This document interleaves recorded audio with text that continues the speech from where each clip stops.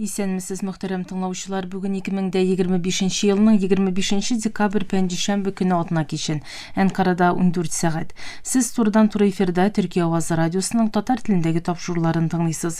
Тапшыруыбызның бүгенге чыгарылышында соңгы хәбәрләрдән соң Төркиянең тышкы сәясәте программасын һәм татарларның Төркиягә мөхаҗирлеге язмасын тәкъдим итәрбез.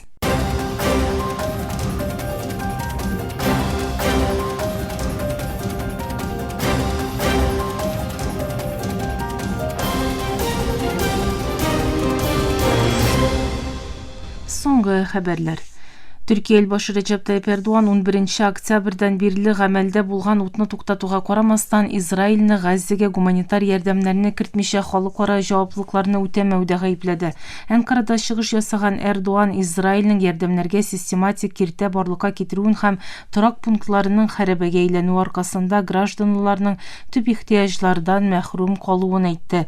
Гуманитар вазгыятьнең начар һәм кабул ителмәслек булуын җиткергән Эрдоган Төркиянең кайгы-хәсрәтләргә тавышсыз калмаячагын һәм Фәлестин халкын яклауны арттырачагын ассызыклады.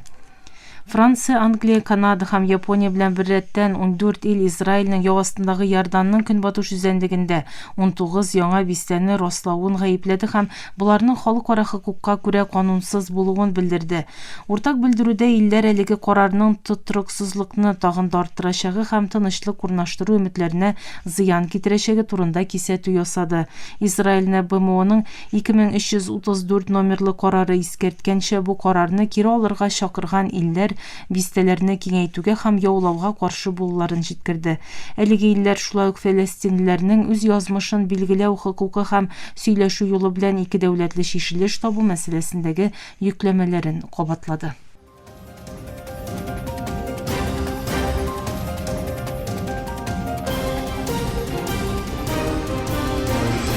Төркия авазы долкыннарында соңгы хәбәрләр тыңлыйсыз. Гондурас сайлау шурасы консерватив Насри Асфурны элбашы сайлауы җиңүчесе итеп игълан итте. Атналар буе дәвам иткән соңарулар һәм хәрәмләшү сүзләреннән соң Асфуры 40,3% тавыш җыйды. Систематик хаостан соң тавыш бюллетеннәренең 15% кулда саналды. АКШ хөкүмәте нәтиҗәләрдән канәгать калды. Дәүләт сәркатибе Марко Рубио Асфурны тәбрик итеп тыныч максатлы күчеш барышын тәшвик итте һәм төбәктә иминлек урнаштыру, шулай ук канунсыз миграцияны булдырмау мәсьәләсендә киләчәктәге хезмәттәшлеккә басым ясады.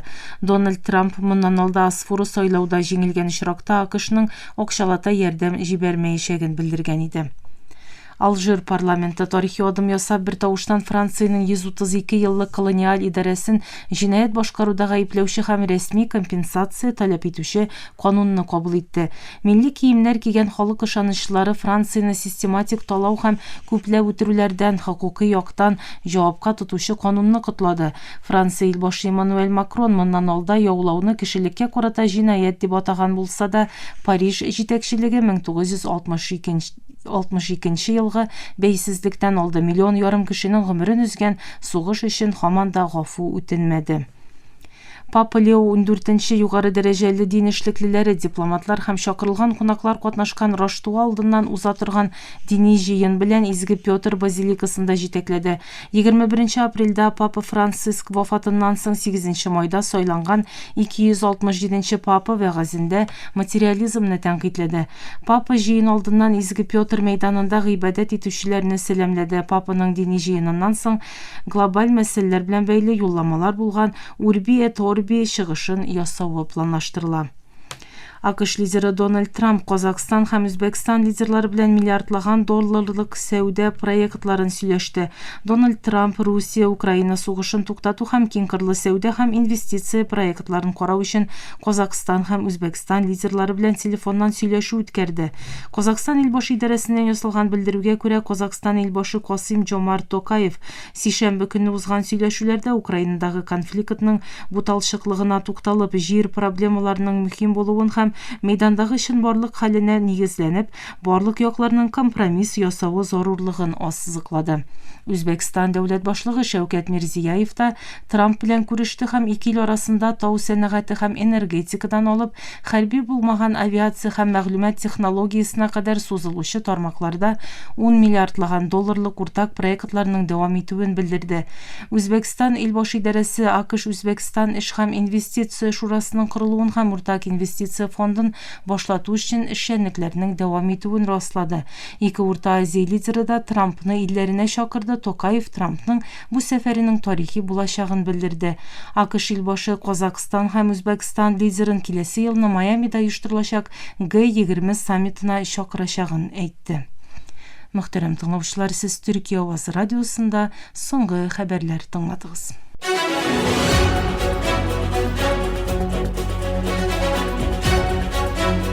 Төркиянең тышкы сәясәте.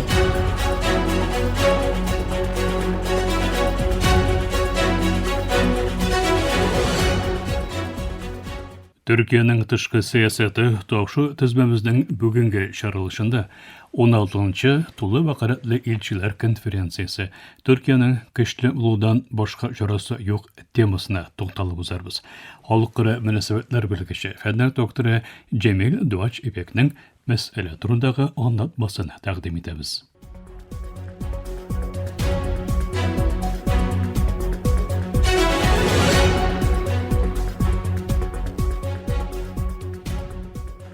Түркия Җумһурияте тышкы сәясәттә нигезле юллыгы һәм киң тәҗрибәгә ия ил. Бу юлның иң анык күрсәткечләреннән берсе 2008 елдан бирле һәр ел оештырылып килүче тулы вакытлы илчиләр конференциясе. 2025 елның 15-19 декабрь көннәрендә Анкарада үткәрелгән 16-нчы илчиләр конференциясе дә шушы юлның дәвам үзенчәлегендә булды. Һичшиксез бу платформа Түрк дипломатиясының дәүләтчелек һәм институтлар белән киңәшләшү мәдәниятен чагылдыру күзаллавын ныгытучы мөһим нигез булып тора. Һәр мәсьәләдә фикер алышуга нигез әзерләгән бу очрашулар дәүләт җитәкчелегендә киңәшләшүнең өстенлекле урынын гәүдәләндерә. Әйтик, бу елгы конференцияда министрлык эшендәге бәйләүләрдә өстенлек бирелде. Региональ һәм глобаль мәсьәләләр турында киң кырлы киңәшмәләр уздырылды. Конференциянең темасында урын алган тынычлык, тотрыклылык һәм моллык төшенчәләре Төркиянең тышкы сәясәтендә стратегик вазгыятьтә. Илбашы Эрдоган Бештәпедә илчиләр алдында ясаган чыгышында хәзерге глобаль контекстта бу үч концепцияның дөрес сайлануын белдереп, дөньядагы гаделсезлекләргә каршы көчле реакциясын белгиләп узды. Хәзерге халыкара тәртипнең кызганыч күпчелек очракта ялгыш булса да көчлеләрне яклавын, хаклы булса да гаепсезләрне җәберләвен, моның да дистә еллар дәвамында тотрыксызлык, кризис һәм гаделсезлек китереп чыгаруын искәртеп узды. Илбашы Эрдоган ачык рәвештә әйтеп узганча, Төркиянең икътисади, хәрби һәм дипломатик яктан көчле булудан башка чарасы юк. Бу сүз бер сайлаудан күбрәк кирәклекне күрсәтә. Төркия үз төбәгендә һәм дөньяда тынычлык һәм тотрыклылык урнаштыру, җәберләнгәннәрнең хукукларын яклау һәм милли мәнфәгатьләрен саклау өчен тыеп тору киртәләү көченә ия булырга һәм ныклы позиция күрсәтергә тиеш. Көчле дәүләт, гадел тәртип гарантиясе. Тарихи тәҗрибәләр һәм географияның чынбарлыклары Төркиягә көчле булмаган очракта сүзенең дә, йогынтысының да шикләнгән булачагын кабат-кабат күрсәтә. Ике кытыплы дәүрдән күп яклылыкка әйләнгән система моннан ары күп кытыплылыкка таба бара һәм көч көрәше тагын да кырыслаша, кискенләшә. Бу яңа дөнья тәртибендә Төркия күп үлчәмле дипломатия белән һәм үз мәнфәгатьләрен сакларга тырыша һәм дә глобаль проблемаларны чишү юлларын табырга омтыла. Шушы фактларны исәпкә алып, конференцияда алдагы чорда күреләчәк адымнар турында да фикер алышынды. Министр Fidan ilçilerinin özleri vazife boşkargan töbeklerde algan tecrübelerin birinci ağızdan tanlauların hem onlarının qaraşlarına hem təqdimlerine qarab hareket edeceklerin eskertip uzdı. Konferensiyabız neticelerine turu getirip hem negizli diplomatik yolabızdan güç alıp biz belgilegen maksatlarımızga erişu için tevekkellik bilen işlerge devam edecekbiz sözleri. Tecrübe bilen vizyonның, güzolluğunның birleşuuna işaret etti. Yani Türkiye ötkenden toplangan tecrübesin alga yöneltilgen stratejiyalar bilen birleştirip alga baracak. Ankara tradisyon birlikteşlik münasebetlerin hem milli menfaatlerini yoklaw bilen bir etten. Şulay uq yaňa ortaklyk, partnerlik münasebetlerin östüre alırlyk hem iki başlı Selçuklu bürkütü kebek bir wagtda Künçügüşkä da Künbatışkä da gory alırlyk ufukna belgili. Konferensiyadan jetkirilgen yollamalar Türkiýanyň mundan ara krizislaryny şeýtden gözetip güne turuşy tugul, kirisinçe barışda aktiv gatnaşuşy, tertipke saluşy aktörge eýlenu ýolundan baruwyny görsetdi. Bu töreketler Ankara'nın global idara etürde Türkiye dünyada da tip rolün nagatywyny görsetdi. Türkiye bir wagtda hem NATO bölekdeşi bolarak Künbatış ittifakynda tip oýunçy hem de Türkiye hem tuğandaş cemgiyetlerinin yoklawçysy bolarak Künçügüşde tortup duruşy güç bolup durar. Munday köpkürli pozisiýa hiçşeksiz güçli diplomatiýa hem güçli idara etüni talap eder.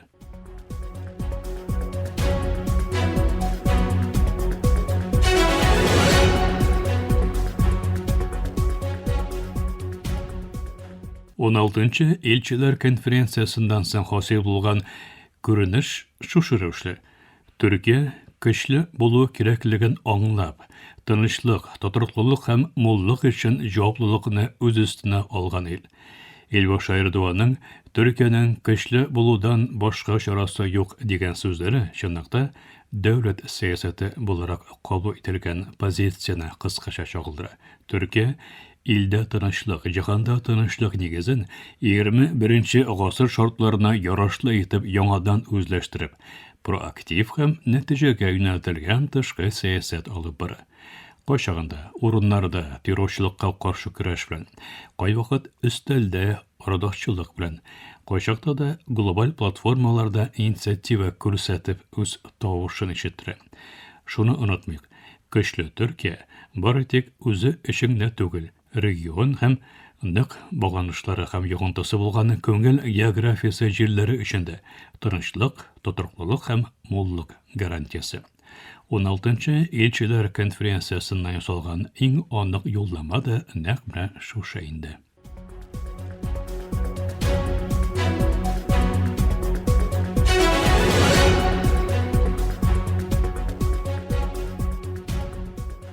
Muhtaram tawşar, halykara münasebetler bilgisi fenler doktoru Cemil Doğaç İpek'nin anlatmasını tınladygyz. İsen emin bolagyz.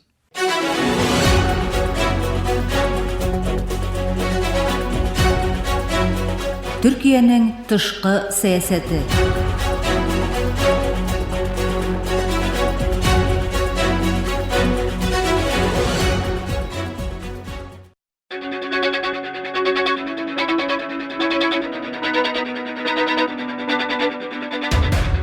Türkiye Owazy Radiosu bütün dünýäge ýaňryr.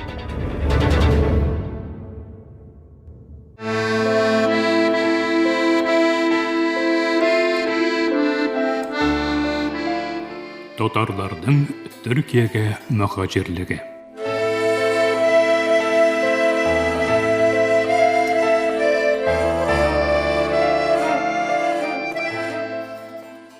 Muhtaram tamaşar, Türkiýege tatar hijretine bagyşlangan taşy dizmebizden 52-nji syňgy bölегinde de Mehmet Goýas Ishaqy turunda süýleşibizne dowam etebiz. Ötken ýazmabızda Ishaqynyň meşakkatly ýollar bilen Türkiýege köçüp gitүү turunda aýtyp ötken edik. Ol Түркияга көчүп киткәчтә актив рәвештә җәмәгать эшчәнлеген дәвам иттерә. Икенче бөтен дөнья сугышыннан соң Алманияда, Германияда йөзләрчә татар әсире кала. Аларның күпчелеге Советлар берлегенә кайтарылса, репрессиялар, лагерьлар һәм үлем белән очрашачагын яхшы аңлый. Шуңа күрә алар ярдәм сорап, иң беренче чиратта Гаяз Исхакыйга мөрәҗәгать итәләр. Чит илләрдә яшәүнең ачысын төшесен үз җилкәсендә тотыган Исхакый әсирләр язмышын йөрәгенә якын ала.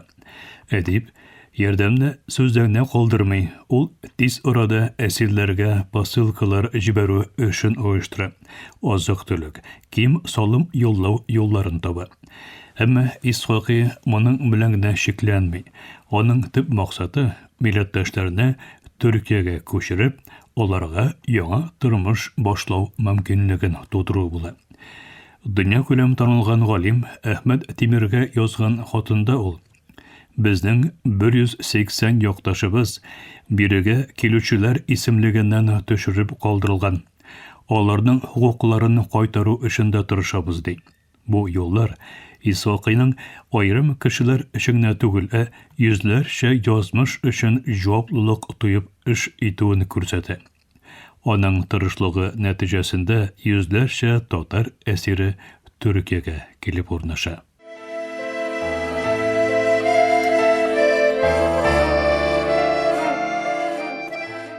Гаяз Исхакыйның ярдәм эшчәнлеге Авропадагы әсирләр белән шикләнми.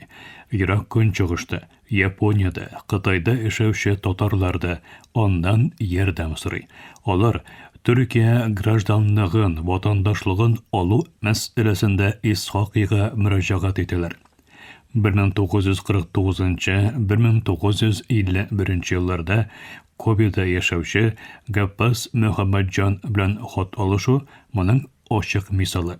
Бу хатларда Исхакый аталарча кайгыртып, шул вакытта тәҗрибәле дипломат кебек Төркия гражданлыгын, ватандашлыгын алу өчен нәрсәләр эшләргә кирәклеген, кемнәр белән ничек сөйләшергә, хәтта гаризаны ничек язарга кирәклеген дә җентектеп аңлата.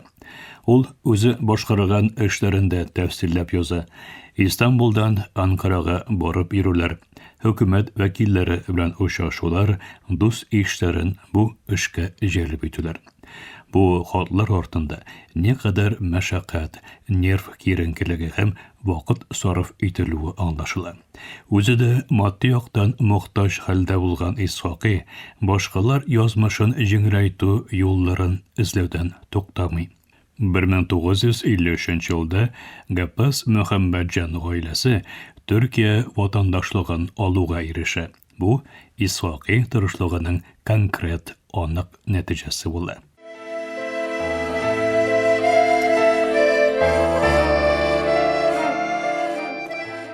Исхакый хатларында үзенең хәле, саулыгы турында чит кешеләргә зарланмый. Әмма кызы Сәгадәткә язган юлларда аның авыр тормыш шартлары ачык чагыла. Утының бетеп китүе, салкын фатир, аш казаны авыртулары, геморрой белән интегүе. Шул вакытта ул Тукай көннәренә әзерлек, әдәби кичәләренең репетицияләре, 15 октябрь кебек истәлекле даталарга чыгыштар турында да яза. Бу фактлар Исхакыйның авыру һәм фәкыйрь хәлдә дә җәмәгать эшеннән читләшмәвен, соңгы көченә кадәр милләт файдасына хезмәт итүен күрсәтә. Хәтта шушы мәшәкатьләр арасында ул хастаханәгә дә кирип чыга. Төркиядәге чорында Исхакый катнашында ирешелгән зур казанышларның берсе татарча радио тапшыруларының барлыкка килүе. Ул Гаппас Мөхәммәтҗанга язган хатында айлар, еллар маташа торгач, Америка авазы радиосын татарча сөйләтергә карар бирделәр, дип хәбәр итә.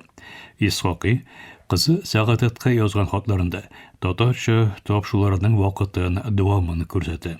Үзенең дә бу радио аша чыгыш ясавын, татар көйләрен яңгырату өчен айлар буе тырышуын яза.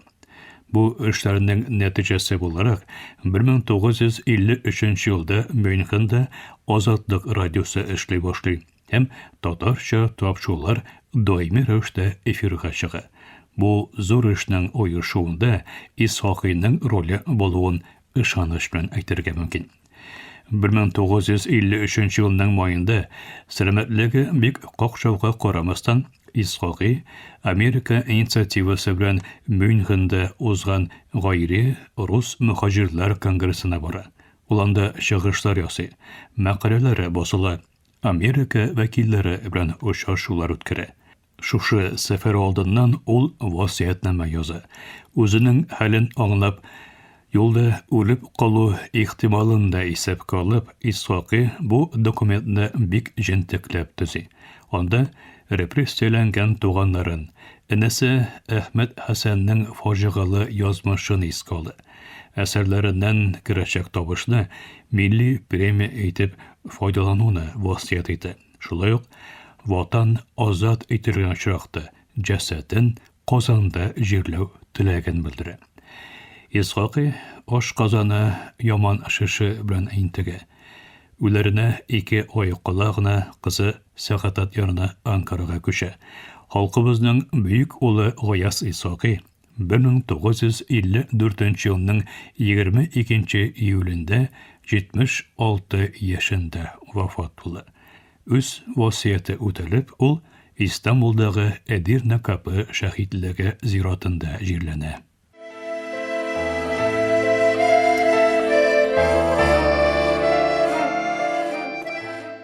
Гаяз Исхакый хакында язылган бу мәкалә язмалар циклының соңгысы. 2025 елга нәтиҗә буларак шуны әйтергә мөмкин. Бу язмалар циклында татарларның Төркия белән мөнәсәбәтле вакыйгалары хакында сүз барды. Алтын Урда дәврендә башланган бу бәйләнешләр хакында Гаяз Исхакыйга кадәр мәгълүмат бирелде. Әлбәттә, әле алардан башка да шәхесләр байтак. Олар хакында бәлки алдагы елларда да сүз булыр. Хәзергә исә бу цикл шуның белән тамамлана. Мактарым таңшыр, Төркиягә татар хиҗрәтенә багышланган тапшу тезмәбезнең бүгенге соңгы чыгарылышы да фәннәр докторы Ильяс Мифтахов язмасына нигезләнеп әзерләнде. Исән имин булыгыз.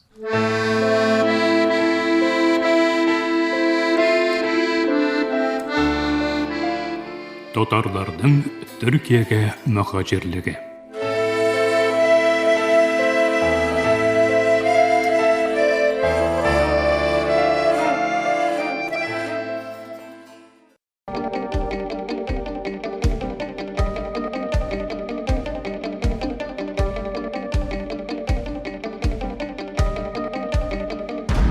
Төркия авазы радиосы һәр вакыттагыча яныгызда.